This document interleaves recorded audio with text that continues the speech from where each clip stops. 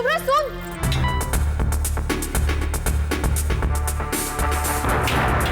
हे, हे, देख के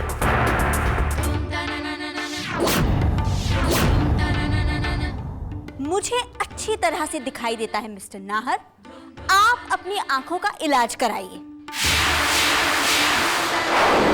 excuse me. वैसे खराबी आपकी आंखों में नहीं, आपकी टेस्ट में है,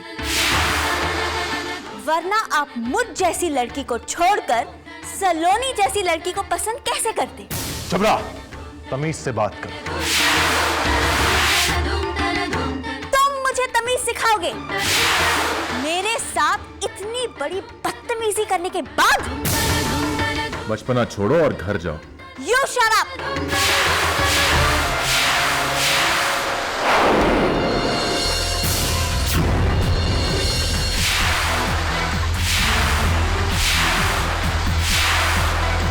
होश में आओ शुभ्रा।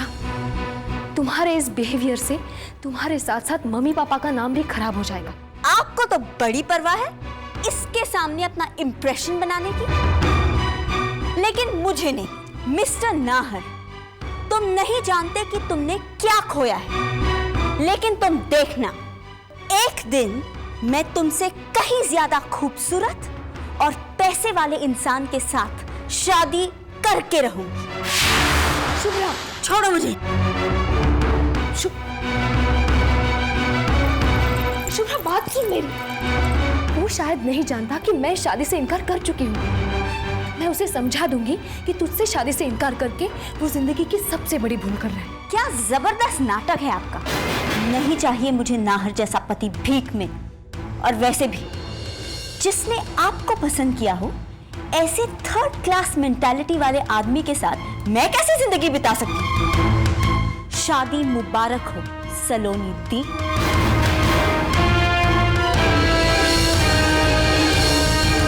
शुभ्रा,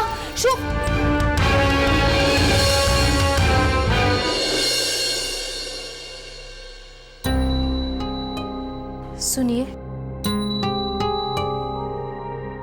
शुभ्रा की तरफ से मैं आपसे माफी मांगती हूँ। जी मैं समझ सकता हूं, उसकी नाराजगी जायज है। मैं आपसे ये कहने आई थी कि मैं ये शादी नहीं कर सकती।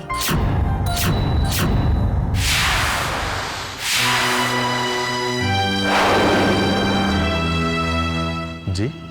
वो सिर्फ उसकी नाराजगी नहीं है, उसका दर्द है जो गुस्से के रूप में आपके सामने आ गया। शुभ्रा आपको चाहती थी और आपने उसका दिल तोड़ दिया। शुभ्रा जैसी लड़की आपको ढूंढने पर भी नहीं मिलेगी। मेरा और शुभ्रा का कोई मुकाबला नहीं, ना शक्ल का, ना किसी और खूबी का। सही कहा आपने, आपका और उसका कोई मुकाबला नहीं। आपने इतनी सारी बातें सुनी उससे और फिर भी आप उसके लिए मुझे कन्विंस कर रहे हैं। बहुत कम लोग इतने बड़े दिल के मालिक होते हैं। मुझे आपके जैसी ही संस्कार वाली पत्नी चाहिए, किसी ब्यूटी कॉन्टेस्ट के लिए पार्टिसिपेंट नहीं। आप समझ नहीं रहे हैं।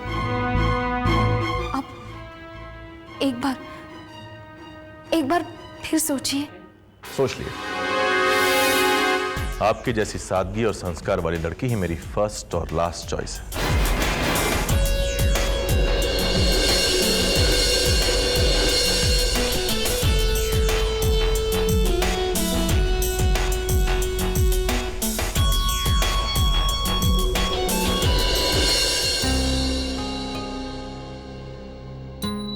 समर भैया, गाड़ी तैयार है।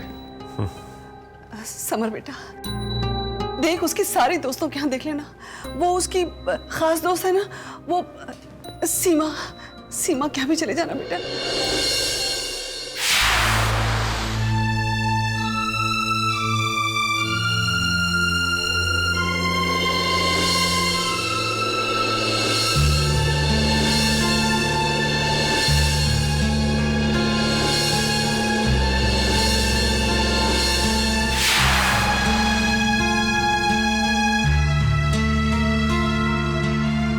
कहाँ थी तुम? यहां सभी फिक्र कर रहे थे तुम्हारे बारे में। अरे बोलो।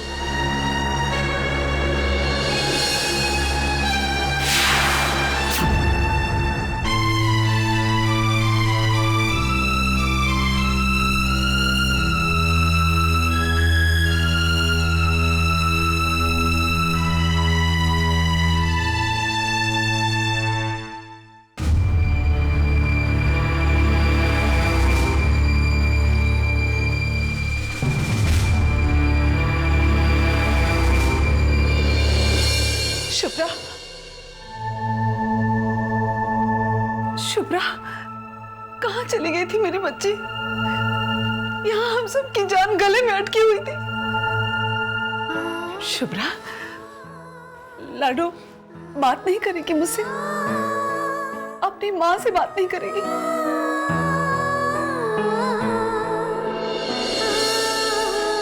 कहाँ चली गई थी लाडो, बिना किसी को कुछ बताए? बेटा, अपनी माँ को अपने दिल की बात नहीं बताएगी तो किसे बताएगी तू? हाँ? बोल बेटा। मम्मी जी, आपको पापा जी बुला रहे हैं।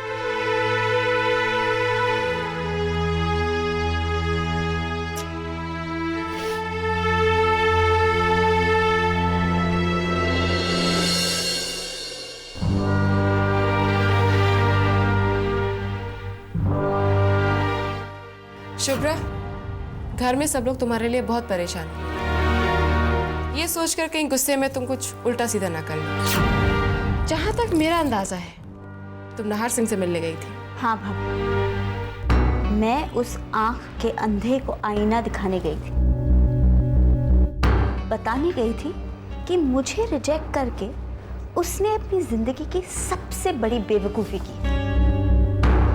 लेकिन अब सोचती हूँ अच्छा ही हुआ जो मेरी उस इडियट के साथ शादी नहीं हो रही। मैंने तो कहा भी घर वालों से कि हमारे घर की लड़कियां उस घर में जाने के लायक नहीं है। क्या मतलब? सलोनी दी का रिश्ता नाहर सिंह से जोड़ने की बात कर रहे थे।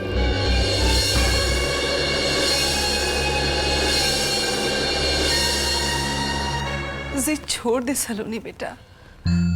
मैं जिंदगी भर इस बात को लेकर तड़पती रही कि अपने लाडो की शादी किसी अच्छे खानदान में कर दूं ताकि मेरा जीवन सफल हो जाए। और बेटा, आज रिश्ता तो खुद चलकर हमारे दरवाजे आया है। बेटा मैं तुझसे क्या कहूँ बेटा, मैं कभी कोई खुशियाँ नहीं दे पाया तुझे। आज मौका मिला है मुझे। मैं देख सकता हूँ कि उस घर में जाने का मतलब है तेरे दुखों का अंत। मान जा बेटा, कर दे। हाँ सलोनी बेटा, तुम तो समझदार हो। अब देखो, वो तो भगवान ने मुझे जल्दी पैदा कर दिया। अगर मैं तुम्हारे साथ की होती ना तो ऐसा रिश्ता कभी अपने हाथ से नहीं जाने देती। मन्नो भाभी, क्या मेरी तकदीर में यही लिखा है कि मैं अपने बहन की खुशियां उससे छीन लूं? क्या खुश रह पाऊंगी मैं उस घर में? जब जब शुभ्रा का ख्याल आएगा पछतावे से मर नहीं जाऊंगी ना। अगर आप लोग यही चाहते हैं कि रोज एक नई मौत मरूं मैं, तो फिर भले ही ये रिश्ता पक्का कर ले, नहीं तो छोड़ दे मुझे अपने हाल पर।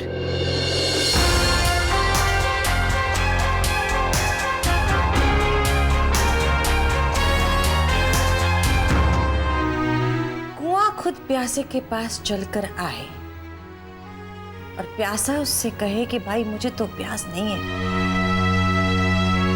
तो कुआं कौन से कुएं में जाकर डूब मरे, ये मेरी समझ के बाहर है। समझ रही हूँ।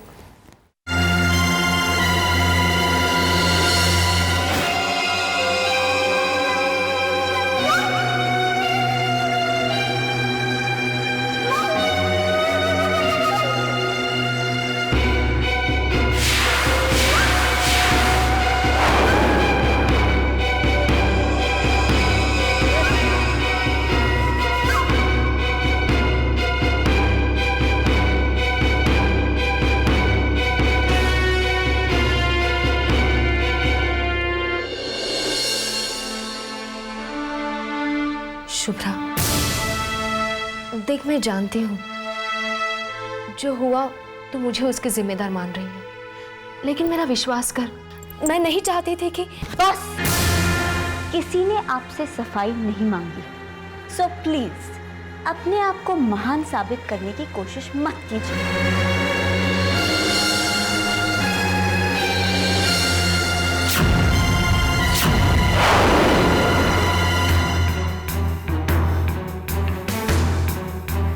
कहाँ जा रही है? बाहर। यहाँ आपके साथ मेरा दम घुटता है। मेरी खुशियों के साथ साथ मेरी नींद भी छीनना चाहती हैं आप?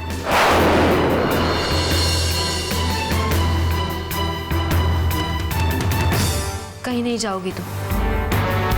अगर कोई जाएगा तो मैं।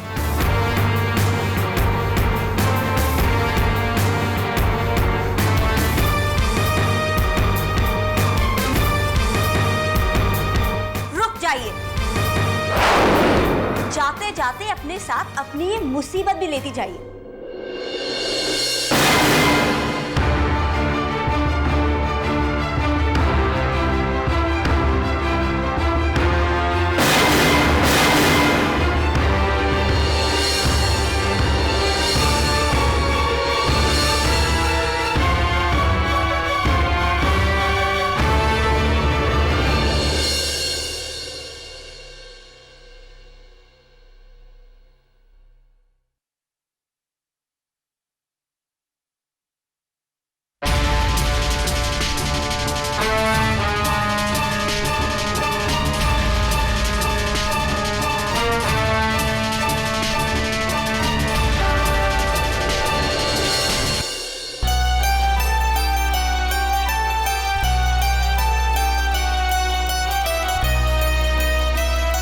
जानते हो, अपने आप को बहुत अकेला महसूस कर रही हूं मैं, या यूं कहूं कर रही थी मैं, लेकिन अब तुम आ गए हो। हमेशा की तरह सिर्फ तुम, जिससे मैं बेझिझक कुछ भी कह सकती हूँ, बातें कर सकती हूँ। याद है जब नील ने हमारी दोस्ती करवाई थी? अरे तोहफा देने वाले के ख्याल की दाद तो दो सलोनी। अरे तुम्हें ये तोहफा इसलिए दे रहा हूँ क्योंकि जब कभी तुम उदास होगी, इसे देखोगी तो हंसोगी तो। अच्छा, तो फिर काफी कीमती चीज है ये। वैसे हंसी आए ना आए, इसे देखकर तुम्हारी याद जरूर आएगी। वो तो आनी तो चाहिए, पर तुम इस तरह से क्यों कह रही हो? अरे सीधी सी बात है, देखो, गौर से देखो, तुम दोनों की शक्ल कितनी मिलती है। देखो देखो।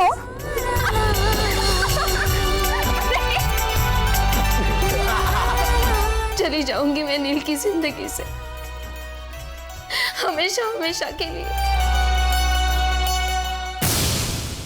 ये क्या कह रहे हैं आप? अब फैसला अपना अपना।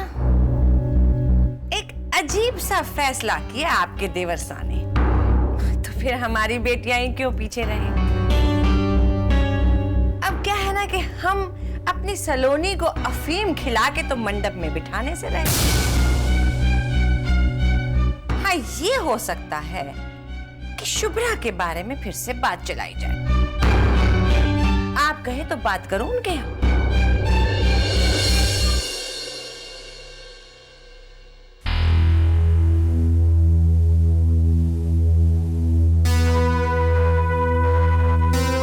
क्या बात है तारा? हैरानी की बात है, लोग इस घर से रिश्ता जोड़ने के लिए तरसते हैं और यहाँ हमारी ही थाली में परोसा और रिश्ता सलोनी ने ठुकरा दिया। क्या? मनु भाभी आई थी अभी, कह रही थी कि सलोनी को शादी करने का मन नहीं है, वो शादी नहीं करेगी। तो ये खबर आप लोगों तक अब पहुंची? क्या मतलब? वो दोनों बहनें कल क्लब में आई थी। वो शुभ्रा, यही नाम है ना छोटी वाली का? बहुत हंगामा किया उसने क्लब में। वो तो अच्छा हुआ कि सलोनी वहां गई, उसने संभाल लिया, वरना क्लब वाले तो उसे उठाकर बाहर फेंकने वाले थे। वहीं सलोनी ने बताया कि वो शादी नहीं करना चाहती। उसने बताया कि प्रॉब्लम क्या है? अरे भाई साहब, मेरी प्रॉब्लम सर से हट रही है तो मैं उसकी प्रॉब्लम में दिलचस्पी क्यों लूं? अच्छा ही है ना मेरी शादी नहीं हो रही। अच्छा, लेकिन तूने तो कहा था कि तुझे सलोनी पसंद है। भाई साहब, पसंद तो मुझे ताजमहल भी है। अब ये तो हो नहीं सकता ना कि ताजमहल को मैं अपने आंगन में लाखड़ा करूं। भाई साहब, पसंद होने में और शादी करने में बहुत फर्क होता है। अच्छा ये हुआ कि मेरी जान छूटी। आप चाहे जितनी भी कोशिश कर लो देवर जी, घोड़ी पर तो मैं आपको चढ़ा के ही रहूंगी। तारा के होते गठबंधन के बंधन से आप ज्यादा दिन नहीं बच सकते।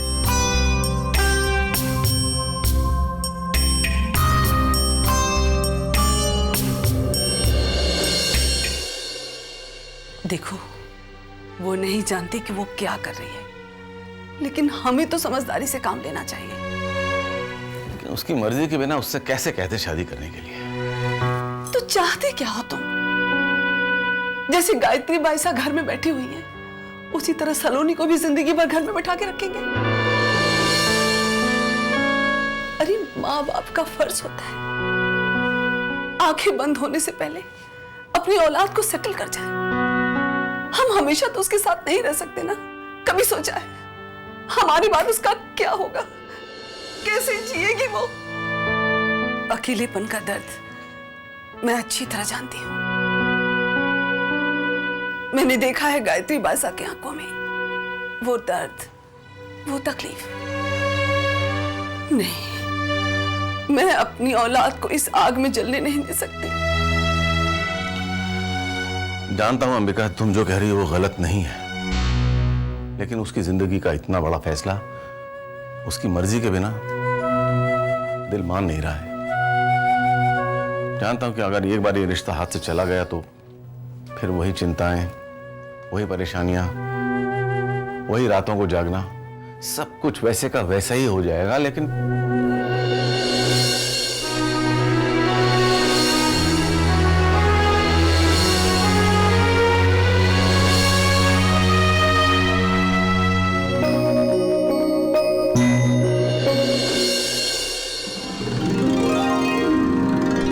भाभीसा, क्या हुआ?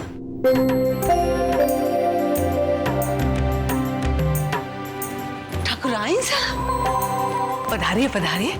घड़ी खमा। घड़ी खम्मा।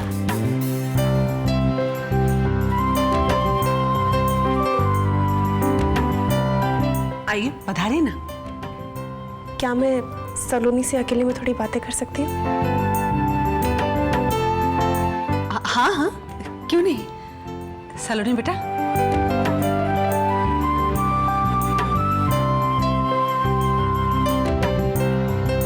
जा बेटा। आओ।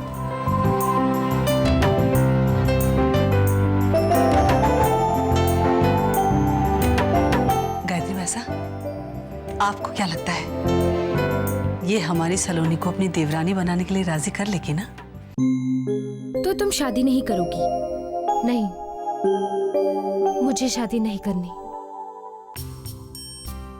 ऐसा लग रहा है कुछ सालों पहले अपनी ही कही बात मैं आज वापस सुन रही हूँ। पता है सलोनी, मैं भी ऐसे ही कहती थी कि मुझे शादी कभी नहीं करनी।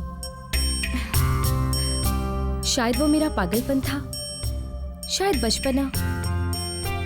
पर पता है सलोनी, शादी के बाद सब कुछ बदल गया। एक नया जीवन मिला मुझे। शादी एक ऐसा उपहार है जिसको इनकार करने से अपने ही हाथों से खुशियों का दरवाजा बंद करने जैसा हो। तो क्या आप मुझे उस दरवाजे का रास्ता दिखाना चाहती हैं? सलोनी, ये जो तुम्हारी नाराजगी है ना, ये तुम्हारी नाराजगी नहीं है। अक्सर हम जब ये फैसला नहीं कर पाते कि हमें क्या चाहिए क्या नहीं चाहिए, तो मन उलझ कर रह जाता है और इसी उलझन पर हम नाराजगी का नकाब ओढ़ लेते हैं, है ना? ये मेरे सवाल का जवाब नहीं है। सलोनी, बहुत बेचैन हो तुम, और इस बेचैनी में सही और गलत का फैसला नहीं कर सकती तुम।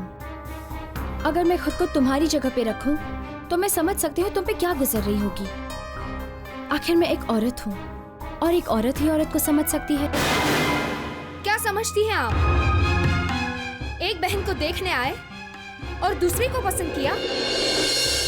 एक को पसंद तो किया पर दूसरी को नापसंद करके। नहीं सलोनी, हमने शुभ्रा को नापसंद नहीं किया। हमने तुम्हें पसंद करके अपने घर की बहू बनाना चाहा। बस बस आपके लिए तो सिर्फ एक शब्द है, बस। लेकिन मेरे लिए वो मेरी छोटी बहन है। बचपन से लेके आज तक उसकी खुशी मेरे लिए सबसे ज्यादा जरूरी थी। छोटी से छोटी बात मानी है मैंने उसकी, और आज